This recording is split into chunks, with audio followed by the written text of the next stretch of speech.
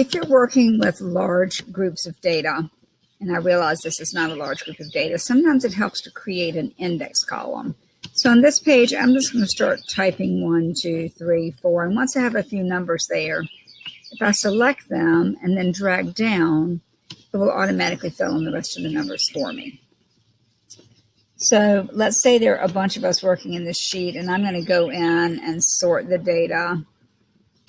I'll sort it by first name, maybe. Let's see here. I'll sort it by... Let me get off my index column so I can pick it all.